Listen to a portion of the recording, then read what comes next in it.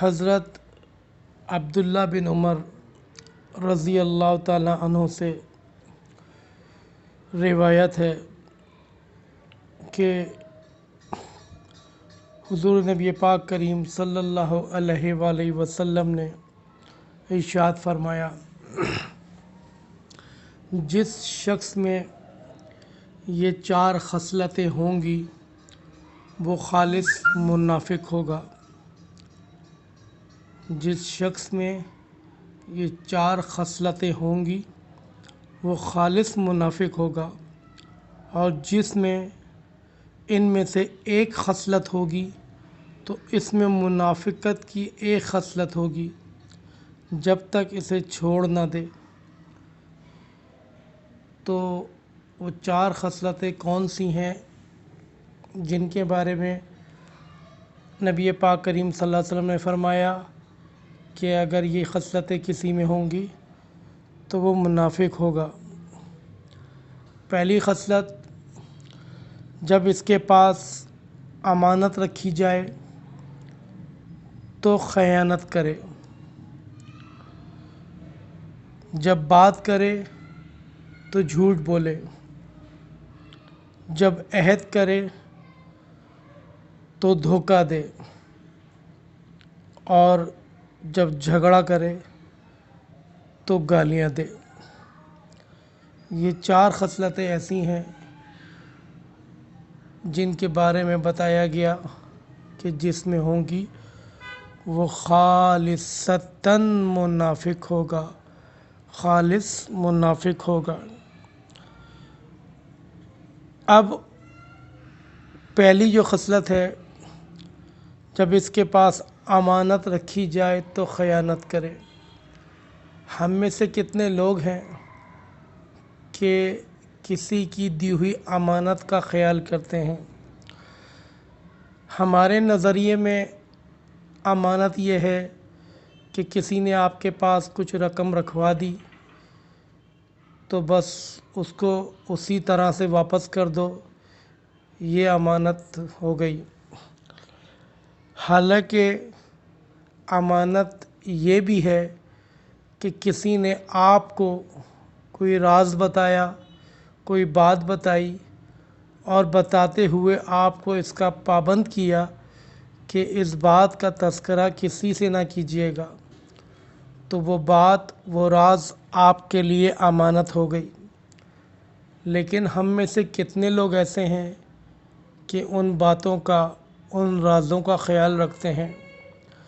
ہمارا حال تو یہ ہے کہ ادھر سے راز سنا، اس سے کہہ دیا، اس سے کہہ دیا، اس سے کہہ دیا، اس سے کہہ دیا کہ فلاں شخص ایسا ہے، فلاں شخص نے یہ کہا ہے۔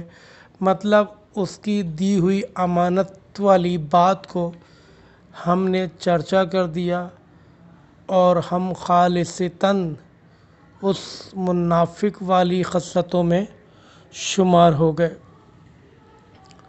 اسی طرح سے جب بات کرے تو جھوٹ بولے۔ ہم میں کتنے لوگ ایسے ہیں کہ بات بات پر جھوٹ بولتے ہیں؟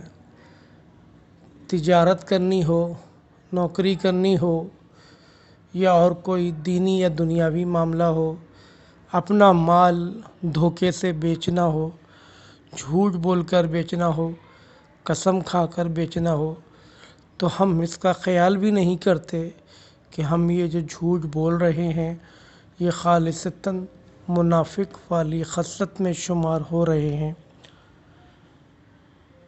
اور ہمیں اس بات کا خیال تک نہیں ہوتا۔ جب عہد کرے تو دھوکہ دے، مطلب کسی سے آنے کا وعدہ کیا اور نہیں گئے، کسی کو کچھ دینے کا وعدہ کیا اور نہیں دیا، کسی کو وقت دیا اور اس وقت پر نہیں پہنچے۔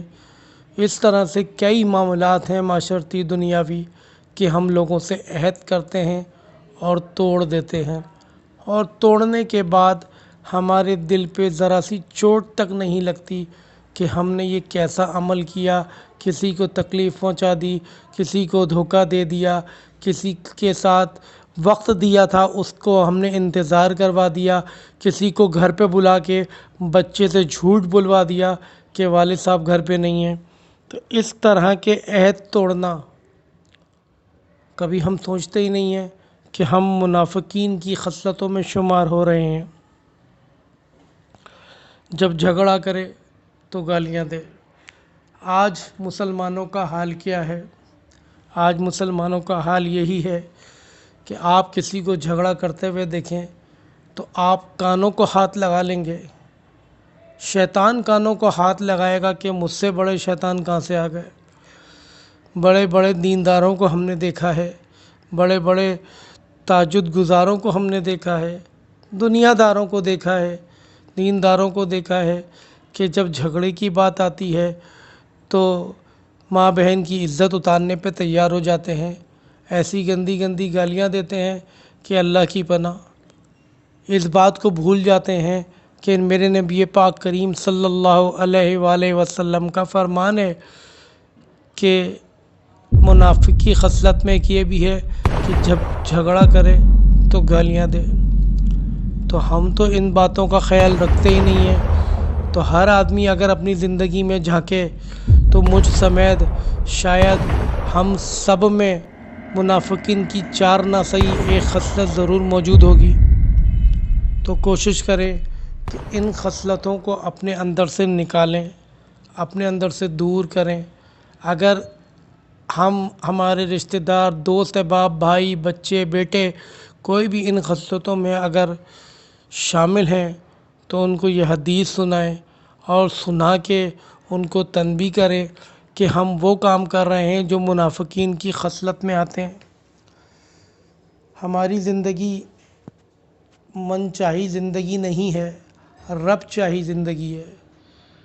ہمیں زندگی ایسے گزارنی ہے جیسے ہمارا رب چاہتا ہے، ہمیں ایسے نہیں گزارنی جیسے من چاہی زندگی ہوتی ہے۔ من چاہی زندگی سے کیا ملتی ہے؟ شرمندگی ملتی ہے۔ من چاہی زندگی سے شرمندگی ملتی ہے اور رب چاہی زندگی سے بندگی ملتی ہے۔ اللہ تعالیٰ مجھے آپ کو سمجھنے کی توفیق عطا فرمائے اور ان تمام خصلتوں کو اگر ہمارے اندر ہیں تو اس کو باہر نکالنے کی توفیق عطا فرمائے۔ وآخر دعوانا والحمد للہ رب العالمین۔